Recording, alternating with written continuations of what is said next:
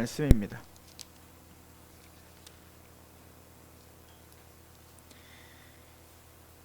이사야서 10장 5절에서 34절까지 말씀 제가 봉독하겠습니다. 하나님의 음성으로 들으시길 소망합니다. 이사야서 10장 5절에서 34절.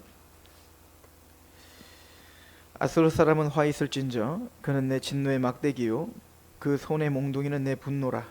내가 그를 보내어 경건하지 아니한 나라를 치게 하며 내가 그에게 명령하여 나를 노하게 한 백성을 쳐서 탈취하며 노략하게 하며 또 그들을 길거리에 진흙같이 짓밟게 하려 하거니와 그의 뜻은 이같지 아니하며 그의 마음의 생각도 이같지 아니하고 다만 그의 마음은 허다한 나라를 파괴하며 멸절하려 하는도다.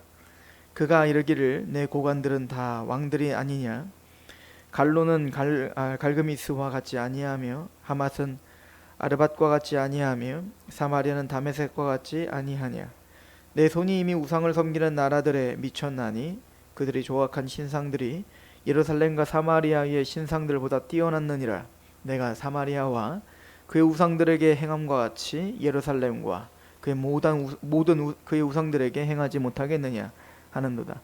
그러므로 주께서 주의 일을 시온산과 예루살렘에 다 행하신 후에 아수르 왕의 완악한 마음의 열매와 높은 눈의 자랑을 벌하시리라. 그의 말에 나는 내 손의 힘과 내 지혜로 이 일을 행하였나니 나는 총명한 자라 열국의 경계선을 걷어치웠고 그들의 재물을 약탈하였으며 또 용감한 자처럼 위에 거주한 자들을 낮추었으며 내 손으로 열국의 재물을 얻은 것은 새의 보금자리를 얻은 것 같고 온 세계를 얻은 것은 내버린 알을 주운 것 같았으나 날개를 치거나 입을 벌리거나 지저귀는 것이 하나도 없었다 하는도다. 도끼가 어찌 찍은 자에게 스스로 자랑하겠으며 톱이 어찌 켜는 자에게 스스로 큰 채 하겠느냐. 이는 막대기가 자기를 드는 자를 움직이려 하며 몽둥이가 나무 아닌 사람을 들려 함과 같으리로다. 그러므로 주 만군의 여호와께서 살찐 자를 파리하게 하시며 그의 영화 아래에 불이 붙은 것 같이 맹렬히 타게 하실 것이라. 이스라엘의 빛은 불이 되고 그의 거룩하신 이는 불꽃이 되실 것이니라. 하루 사이에 그의 가시와 찔레가 소멸되며 그의 숲과 기름진 밭의 영광이 전부 소멸되리니 병자가 점점 쇠약하여 감과 같을 것이라.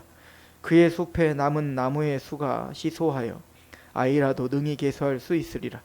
그날에 이스라엘의 남은 자와 야곱 족속의 피난한 자들이 다시는 자기를 친 자를 의지하지 아니하고 이스라엘의 거룩하신 이 여호와를 진실하게 의지하리니 남은 자 곧 야곱의 남은 자가 능하신 하나님께로 돌아올 것이라. 이스라엘이여 내 백성이 바다의 모래 같을지라도 남은 자만 돌아오리니 넘치는 공의로 파멸이 작정되었음이라. 이미 작정된 파멸을 주 만군의 여호와께서 온 세계 중에 끝까지 행하시리라. 그러므로 주 만군의 여호와께서 이르시되 시온에 거주하는 내 백성들아 아수르가 애굽의 한곡처럼 막대기로 너를 때리며 몽둥이를 들어 너를 칠지라도 그를 두려워하지 말라. 내가 오래지 아니하여 내게는 분을 그치고 그들은 내 진노로 멸하리라 하시도다. 만군의 여호와께서 채찍을 들어 그를 치시되 오랫바위에서 미디안을 쳐 죽이신 것 같이 하실 것이며 막대기를 드시되 바다를 향하여 애굽에서 하신 것 같이 하실 것이라. 그날에 그의 무거운 짐이 내 어깨에서 떠났고 그의 몽해가 내 목에서 벗어지되 기름진 까닭에 몽해가 부러지리라. 그가 아얏에 이르러 미그론을 지나 막마스에 그의 장비를 두고 산을 넘어 게바에서 유숙하며 라마는 떨고 사울의 기부하는 도망하도다.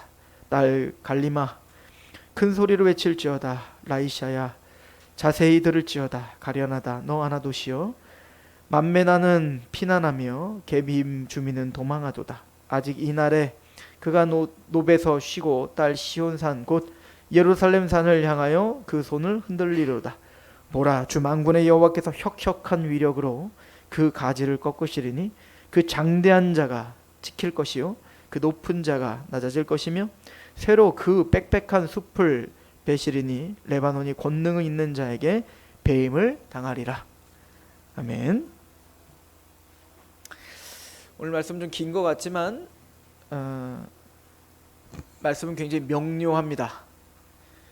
결론을 말씀드리면 지금 아하스 왕이 남유다가 겁내고 있는 것은 이제 아람 군대와 북이스라엘이 연합하여 자신을 치고 그것 때문에 이제 아수르를 의지하려고 하는 거예요. 또 나중에 또 바벨론을 또 할 때는 이집트를 의지하려고 하고, 그러니까 하나님을 의지하지 않고 끊임없이 뭔가 세상의 외교, 정치, 군사를 의지하는 그들을 향하여 하나님은 징계하시겠다. 너희들은 아무리 총명을 더하고 아무리 지혜를 짜내고 열심을 부려도 너희들은 망할 수밖에 없다. 그러니까 회개하고 돌아와라. 그런데 끝까지 못 알아먹죠, 이 남유다가. 그래서 하나님이 니들이 진짜 아수르를 의지하냐? 그래, 의지해봐라. 그러나 그 아수르에 의하여 너희가 짓밟힘을 당할 거다. 그러니까 아수르는, 그러니까 하나님은 잔잔히 흐르는 시냇물이신데, 그래서 우리에게 생명수가 되시는데 그게 우리의 갈증을 해결해주지 못하는 것처럼 보이는 거예요. 왜? 너무 잔잔하고 조용해서. 그러니까 이 남유다가 원하는 건 뭐냐면 큰 물줄기예요. 그러니까 우리가 그런 거 같죠. 하나님이 우리의 모든 삶 속에서 잔잔히 사랑하시며 우리에게 행하셨던 은혜는 잘 안 느껴지는 거예요. 너무나 세미해 보여서. 그러니까 우리가 원하는 건 지금 당장 뭔가 눈으로 보여지는 뭔가 획기적인 은혜, 이런 것들에 우리는 목말라 하고 있는 거죠. 그런데 하나님이 계속 이사야를 통해서 하시는 말씀이 뭐죠? 잔잔한 물이 아니라 그런 홍수는 너에게 상처만 남길 뿐이다, 이거예요. 그 홍수는, 물이 힘있게 올라오는 그런 급류는 너희를 다 앗아갈 뿐이지 그것이 너에게 진짜 은혜가 아니다, 이 얘기를 하고 있는 거예요. 그러니까 너희가 아수르라고 하는 급류를 지금 원하지만 그것으로 인하여 너희가 얼마나 상처를 입게 될 줄 아는가. 그러니까 하나님 앞에 돌아와라, 이것을 촉구하고 있는 것이죠.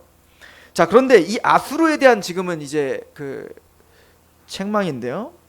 그러니까 하나님께서는 아수르를, 이스라엘을 치는 막대기로 사용하셨다는 겁니다. 그죠? 5절에 보니까 아수르 사람은 화 있을진저 그는 내 진노의 막대기요 그 손의 몽둥이다. 그러니까 아버지가 내 자녀인 이스라엘, 유다를 양육하기 위한 하나의 징계법으로 막대기로 다 치는 거예요. 누구를? 내 자녀를.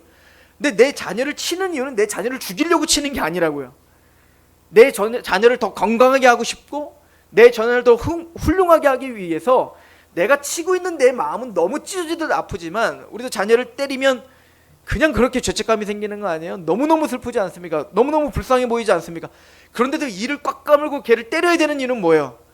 나를 위해서가 아니라 그 자녀의 삶을 위해, 인생을 위해 우리는 때려야 된단 말이에요.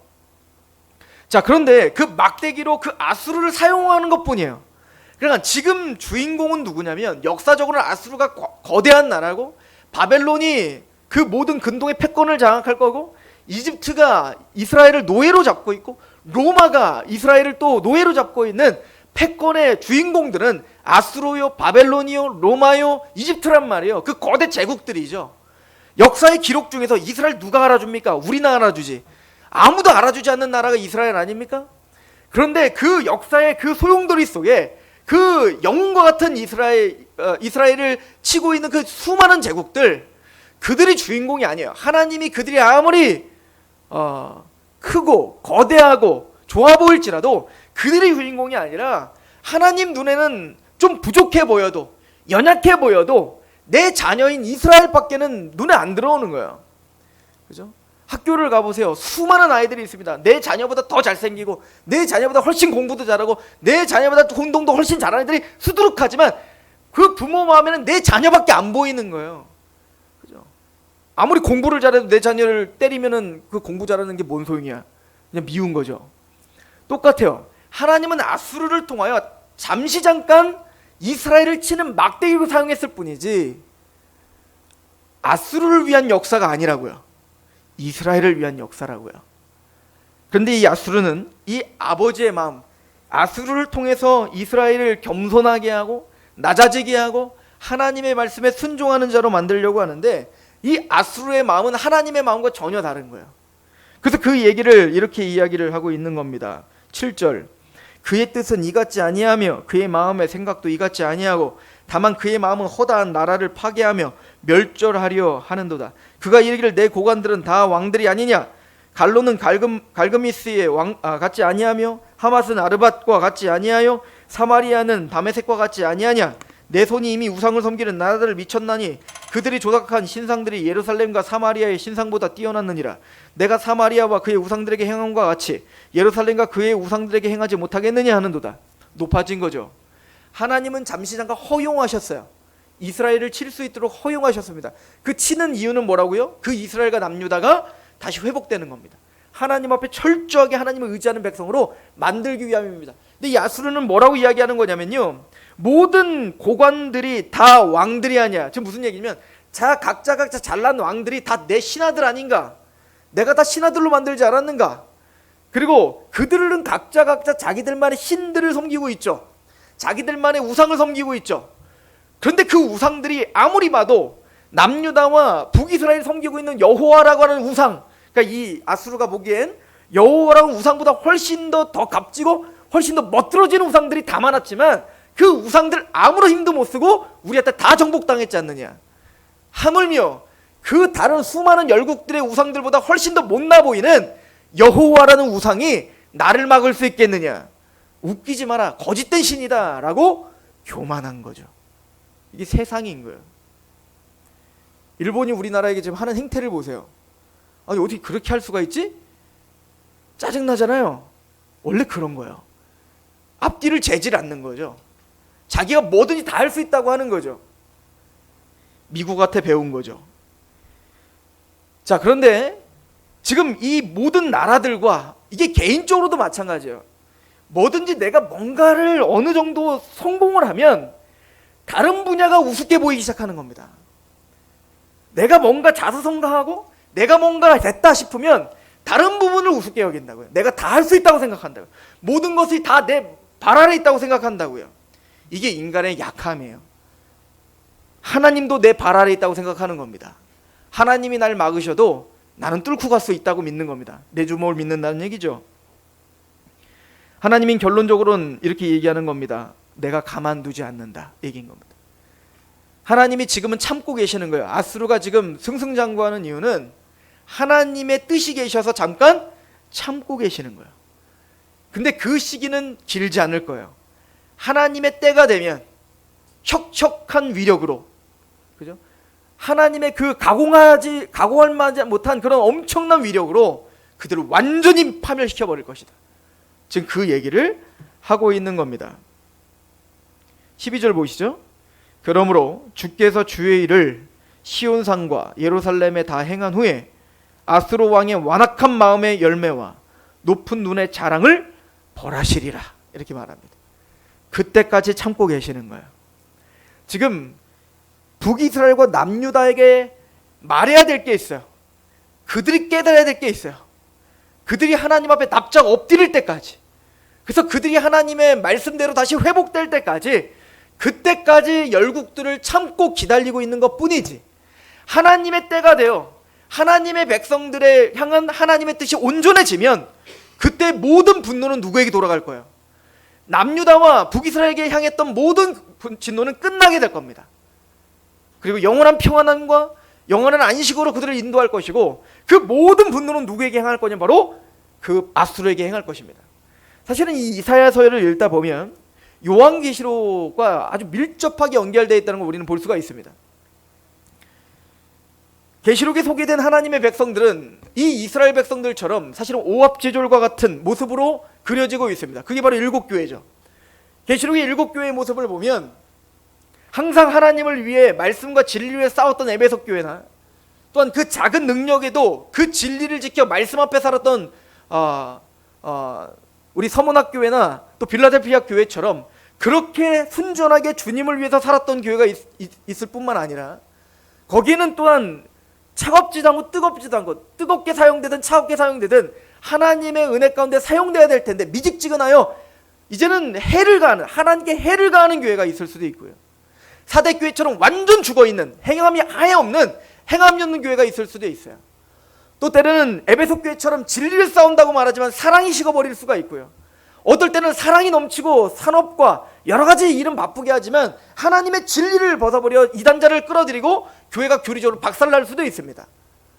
또한 버가목 교회처럼 핍박은 외부적인 핍박에선 굳건하게 서 있지만 내부적인 유혹에 넘어져서 그렇게 무너지는 버거목교회 같은 교회도 있을 수 있죠. 그러나 중요한 것은 그게 우리의 모습이라고 말하고 있는 거예요. 그게 교회다는 거예요.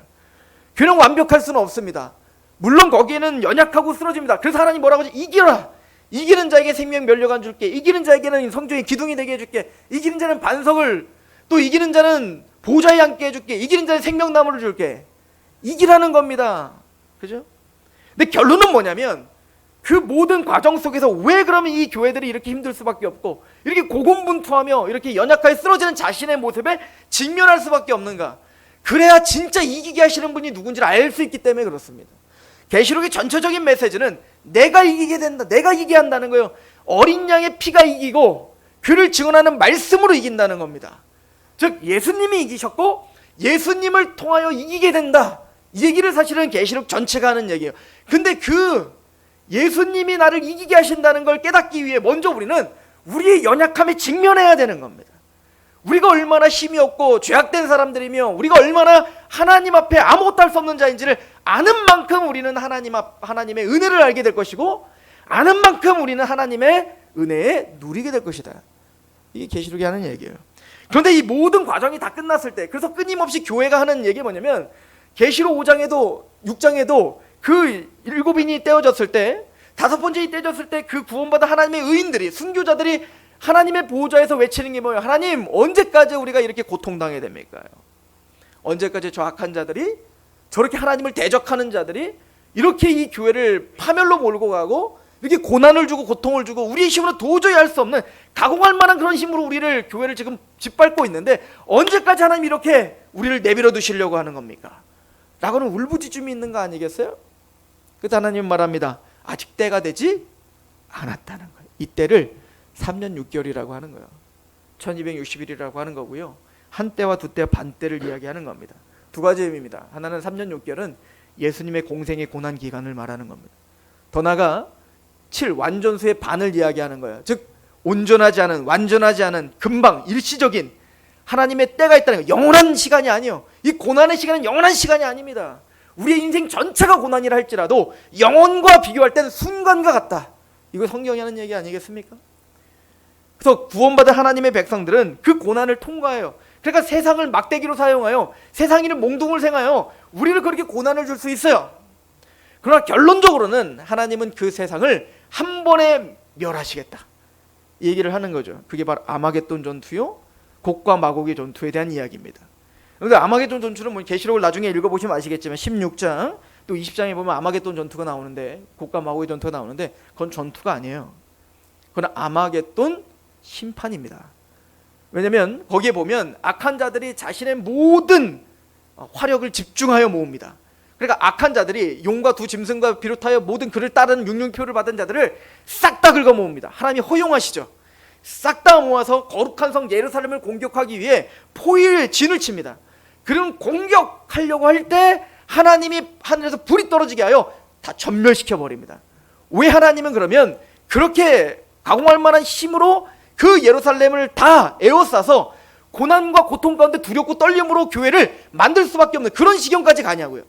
애초에 공격도 하지 못하게 그냥 다, 아니 애초에 그런 군대를 모으기도 전에 그냥 다 무적인을 던져버리지 왜 악한 자들을 그렇게 극적인 데서 구원해내려고 하시냔 말이에요. 그렇게 하지 않으면 우리가 하나님의 은혜가 뭔지를 모르기 때문에 그렇습니다. 하나님은 항상 우리를 그러한 극적인 상황으로 몰아가게 하시는 거예요. 애국 군대가 뒤에서 우리를 쫓고요, 앞에 홍해가 갇혀져 있어야 내 힘으로는 도저히 앞으로 이 바다를 건널 수도 없고 뒤를 돌아 저 애국 군대와 싸울 수도 없다는 걸 깨달았어. 그때 잠잠히 하나님을 바라봐라 라고 하시는 거예요. 그래야 하나님이 행하시는 걸 볼 수 있기 때문에 그렇습니다. 요즘에 이스라엘의 문화와 고대 근동에 대한 책들을 거의 집중해서 요즘엔 보고 있는데, 제가 많은 걸 깨닫지 못했던 것, 또 이제 알지 못했던 것들을 많이 알게 돼요. 그 중에 하나가 이제 베드로가 고기 잡는 부분을 제가 봤는데, 베드로가 이제 고기, 예수님이 부르러 갔을 때 밤새도록 고기를 잡았지만 한 마리 잡지 못했다. 그래서 아침에 그물을 씻고 있을 때 예수님이 오시잖아요. 그러더니 예수님 뭐라고 하냐면 저기 그 깊은 데에 가서 그물을 던져라. 그래서 이제 깊은 데에 던졌더니 고기가 엄청 많이 잡혀가고 이제 배 하나를 더 끌고 가고 두 대에 실어갖고 오는 장면이 있는데, 그 장면을 보자마자 바로 베드로가 했던 게 뭐냐면 납작 엎드려 주여 나는 죄인이로소다, 죄인이 나를 떠나소서 라고 한 것이죠. 그러니까 왜 그런 베드로는 그렇게, 어떻게 보면은 아직까지는 베드로가 그런 믿음이 이렇게 있지는 않았지만, 베드로가 어떻게 경외심이 생겼을까, 예수님에 대한 경외심이 생겼을까라고 할 때 우선 두 가지를 생각해야 된다는 거예요. 첫 번째는 고대 이스라엘에게 있어서 바다라고 하는 개념, 혼돈의 장소요, 무서움과 두려움의 장소였어요. 우리처럼 이제 바다하면 해변에서 휴양을 즐기는 것은 100여 년 전밖에, 지금부터 100여 년 전까지, 100여 년 전부터 그게 한 거고, 고대 사람들에게는 바다는 항상 두려움의 장소였던, 거기에는 어떤 바다를 다스리는 신이 있다라고 생각을 했었어요. 얌신이에요, 얌신. 사실은 그 바다신 얌신이 이제 그냥 계속 반복이 되니까 그 바다를 얌이라고 부르는 거예요, 바다를. 그런데 이제 우리도 이제 뭐 바다에는 얌신, 이스라엘은, 그리고 이제 우리나라도 바다를 다스리는 신이죠. 용왕님 있죠, 용왕님. 그런 것처럼 뭔가 바다를 다스리는 신이 있고, 거기엔 리오여단, 그러니까 우리가 생각할 수 없는 그런 전설의 동물들이 있어갖고 목숨을 앗아간다고 생각하는 거예요. 파도도 치게 하고. 그러다 보니까 그 바다에 대한 두려움이 있었던 그때에 어떤 신이, 신적 존재가 뭔가 허락해줘야 뭔가 고기도 잡을 수 있다고 생각했던 어떤 고대 근동의 그런 사고체계에, 두 번째는 밤새도록, 그 당시에는 이제 고기를 잡을 때 낮에는 못 잡았다고 해요. 왜냐면 밤에 잡아야 된다고 합니다. 왜냐면 오늘날처럼 그물이 좋은 게 아니라서 세마포로 짠 그물이래요. 세마포로 짠 그물이니까 흰색이잖아요. 그러니까 그걸 바다에 던져놓으면은 고기가 아무리 바보라도 눈에 보이는 그 그물엔 절대 들어가지 않는다는 거예요. 한 발에 잡히지 않는데요. 그래서 어떻게 되냐면 세마포에 짠 그물밖에 없으니까 어떻게 돼요? 밤 늦도록 잡아야 되는 거예요, 밤에. 그리고 고기가 잘 많이 잡힐 때가 언제냐면 우기 때예요. 그러니까 이스라엘의 그 계절은 두 개예요. 우기와 건기로 나눠지거든요. 지금 딱 건기예요. 지금 그래서 막 50도까지 올라가잖아요. 근데 이제 우기가 되면 우리처럼 겨울처럼 막 그렇게 춥지는 않지만 비가 많이 와요. 근데 그 비가 많이 올 때 고기가 많이 잡혀요. 그래서 우기철이 바로 고기를 잡는 철이에요. 자, 그러다 보니까 생각을 해보세요. 우리가 그냥 표면적으로 베드로가 고기 잡으러 갔대, 아 그래 밤샜대, 고생했네 정도가 아닌 거죠. 밤새도록 어떻게 되냐면 그 그물을 펴놓고, 그러니까 세마포기 때문에 어때, 이게 막 술렁술렁하면서 막 엉키기가 쉬울 거 아니에요. 그럴 때마다 이 어부들은 다이빙을 해가고 들어가고 또 가고 그걸 또 밤새도록 계속 그거를 피면서 고기를 잡아야 된다는 거예요. 게다가 우기니까 얼마나 비가 많이 오겠어요. 비 오죠. 계속 다이빙해서 그거 해야 되죠. 그러니까 밤새도록 녹초돼 갖고, 그러고는 아침 일찍 와갖고 어떻게 해요? 이제 그물도 빨리 씻어놔야 된다. 왜냐면 이게 천이기 때문에 안 씻고 그냥 냅두면 어떻게 돼요? 말리지 않으면 썩어버리는 거예요. 그래서 그물을 어떻게 되면 빨리 다 걷어가지고 그거를 다 씻어서 말리는 거예요. 햇빛에 쫙 말려야 돼요. 금방 마르겠죠. 이제 거기는 뜨거우니까. 이제 그거를 매일 반복하는 거예요. 그냥 우리로 말하면 밤샘 근무를 하는 거야. 우리처럼 낮에 고기를 잡고 밤에 자는 게 아니라 그 사람들은 밤새도록 고기를 잡고 낮에는 자는 거예요. 그러니까 이게 얼마나 피곤하겠냐고요. 자, 완전 녹초가 돼서 한 마리도 못 잡고 왔어요. 그리고는 예수님이 오시더니 깊은 데로 가라. 그런데 깊은 데로 가라는 건 갈릴리 호수가 마리 호수지 우리가 바다라고도 하는 이유도, 중앙까지 가면 어디에서 가든 5km나 6km는 노를 져서 가야 되는 거거든요. 그러니까 5km나 6km 노를 져서 거기까지 가야 된다고 생각해요. 그것도 밤새도록 비 맞고 그렇게 녹초가 돼가지고 완전히 그냥 다 몰골이 그냥 상한 상태에서, 게다가 씻지 않고 막 왔을 때 다시 가라면 좋겠는데 그물 어떻게 했어요? 지금 다 씻어가지고 말렸는데 예수님이 와서 어떻게 하는 거야? 다시 가라는 거예요. 어디로? 깊은 데로 노져서 가라는 거예요. 사실은 갈 수가 없죠. 보통 사람 같으면 이 사람아 밤새도록, 그래 그 밤 깊은 데 가서 우리가 고기를 잡고 왔는데 밤새도록 했는데 한 마리도 못 잡았는데 말이 되냐라고 따져야 될 거예요. 근데 베드로의 마음은 거기 있는 거예요. 자신의 그런 어떤 처참한 지경에 하나님의 말씀을 의지하여 다시 한번 가보는 겁니다. 근데 갔더니 어마어마한 고기를 잡은 거죠.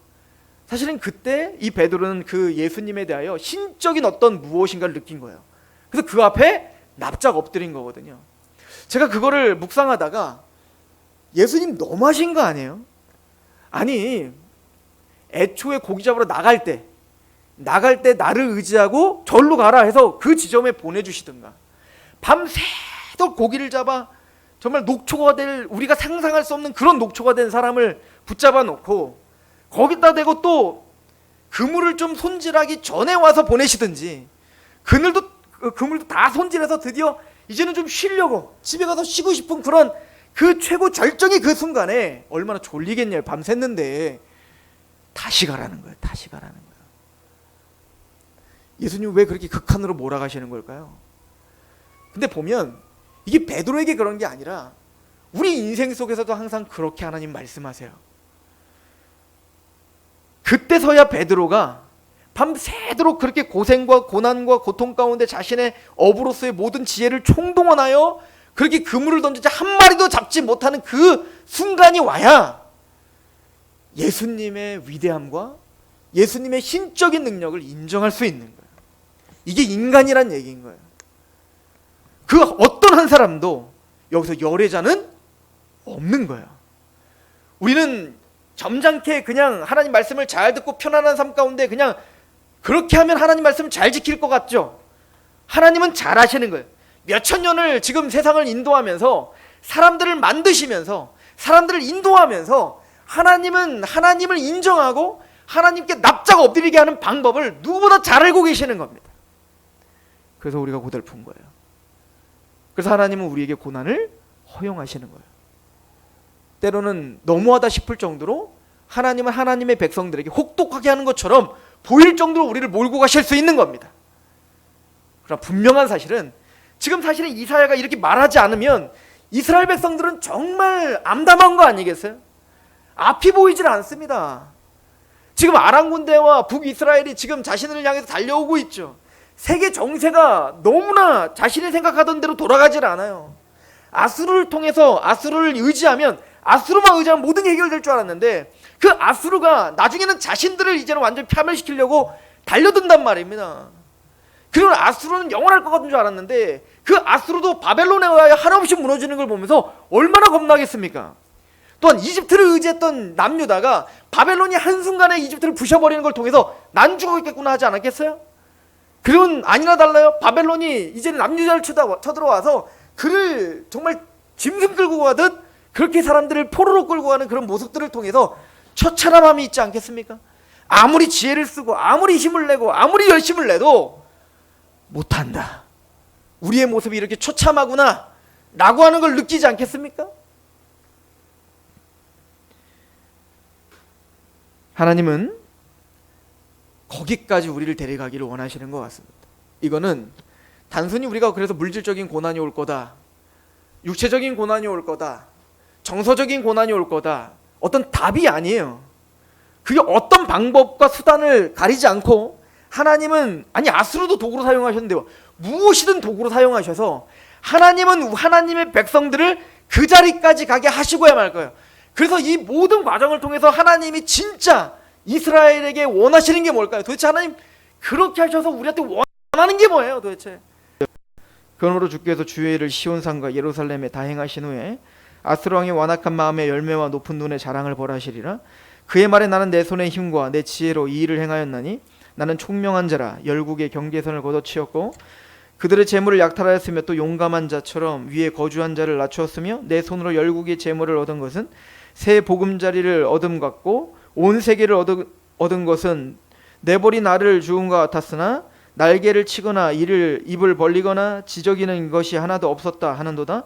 도끼가 어찌 찍은 자에게 스스로 자랑하겠으며 톱이 어찌 켜는 자에게 스스로 큰 체 하겠느냐. 이는 막대기가 자기를 드는 자를 움직이려 하여 몽둥이가 나무 아닌 사람을 들려 함과 같으니라. 그러니까 아수르가 그런 상황이라는 거예요. 도끼가 이제 하나님이 아수르를 통해서 지금 이스라엘 치는 것뿐인데 도끼가 지 맘대로 움직이려고 한다는 거야. 그러니까 하나님이 지금 어이가 없다 이렇게 말하죠. 20절 보세요.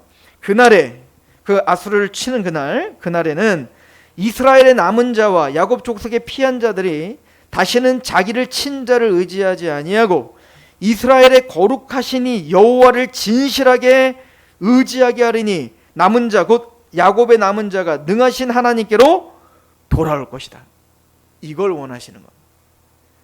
다시는 친자를 의지하지 않고 하나님만을 의지하는 존재로 만드시기 위한 거야. 지금 이 친자는 누구예요? 아수르죠. 지금 아수르 의지하는 거 아니에요. 그게 얼마나 허황된 것인가를 철저하게 알게 하시겠다는 거예요. 돈을 의지하십니까? 그 돈이 얼마나 허황된 것이 철저히 알게 하실 거라는 거예요. 힘을 의지하십니까? 그럼 그 힘이 얼마나 허황된 것인지 철저히 알게 하시겠다는 거예요. 자녀를 의지하십니까? 자녀가 얼마나 허황된 건지 철저히 알게 하시겠다는 겁니다. 지식을 의지하십니까? 지식이 얼마나 허황된 건지 철저히 알게 하여 하나님을 의지하는 것이 우리의 답이라는 것을 알게 하실 거라는 거예요. 거기까지 우리를 인도하시는데 수단과 방법을 가리지 않으시겠다는 겁니다. 그러니까 사실 결론은 이 하나로 통하는 거예요. 하나님의 백성들이 하나님을 의지하게 하는 것.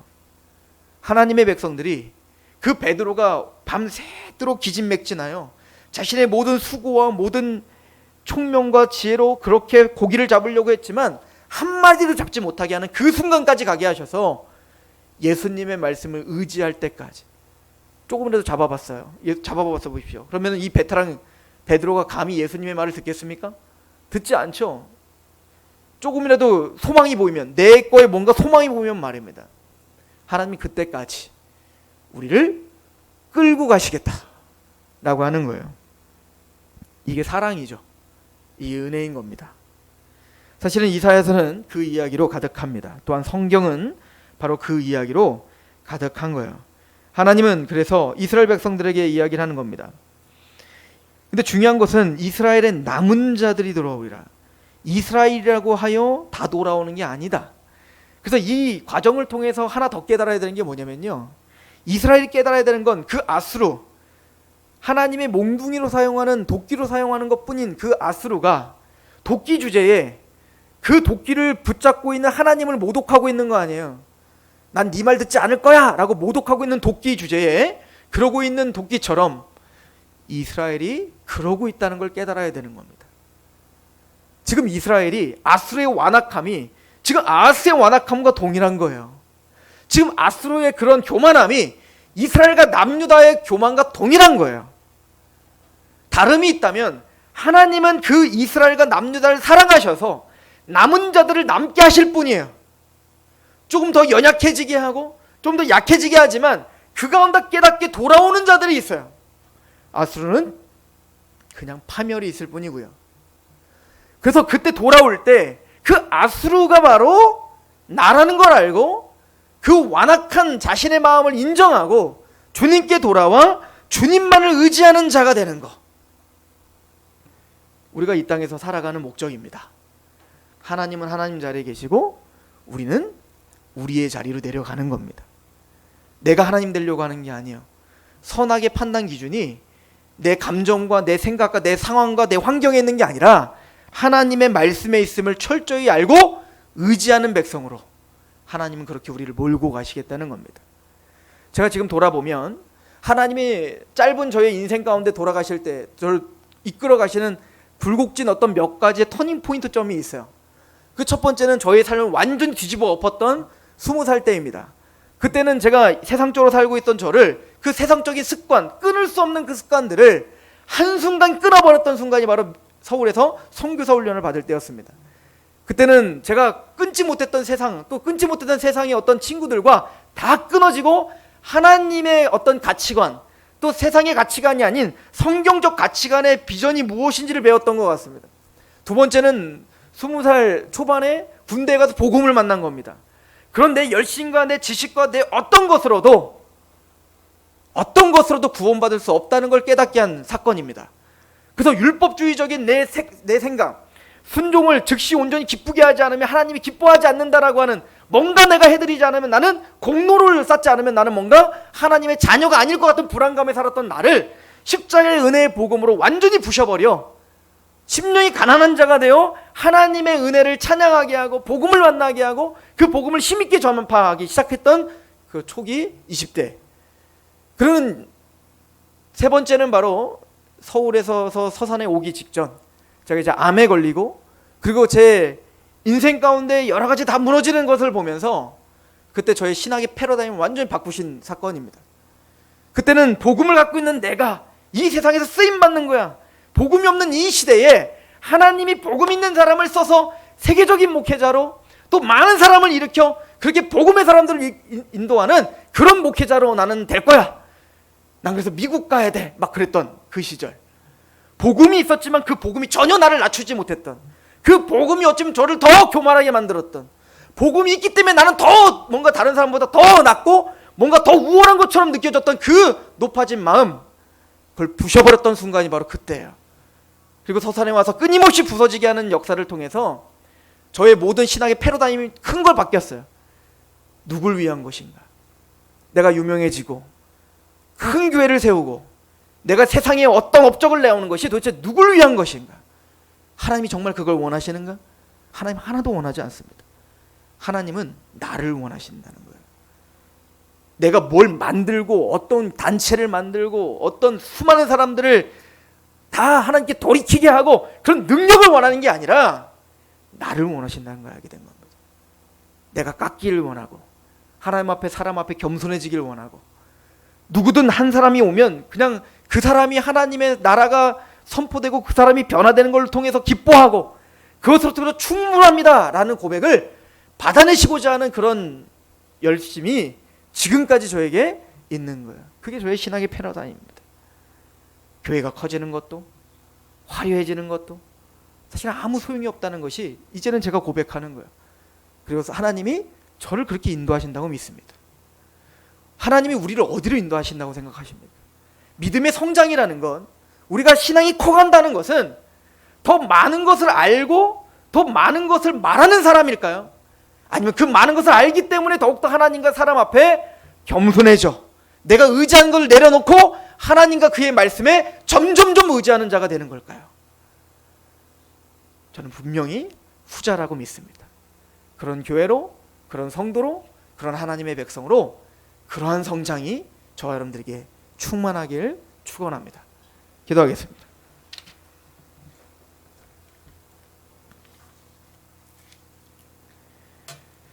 하나님, 자기를 부인하고 자기 십자가를 지고 나를 따르라 하신 십자가의 그 도를 우리는 잘 압니다.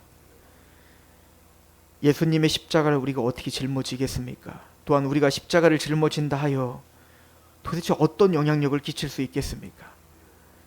그러나 그 과정을 통해 우리가 얼마나 죄인됨인 건, 우리가 얼마나 자아가 살아있어 얼마나 하나님의 말씀에 순종하지 못하는 자인지를 더욱더 깨닫는, 그래서 하나님을 의지하며 하나님께 나의 마음을 드릴 수밖에 없는 자리로 우리를 데려가시는 하나님의 은총을 알게 하시옵소서. 이 교회가 가는 방향이, 또 하나님의 부르심을 받은 하나님의 백성들이 성장하는 방향이 시간이 갈수록 분명해지게 하시옵소서. 예수님의 이름으로 감사하며 기도합니다. 아멘. 찬양합시다.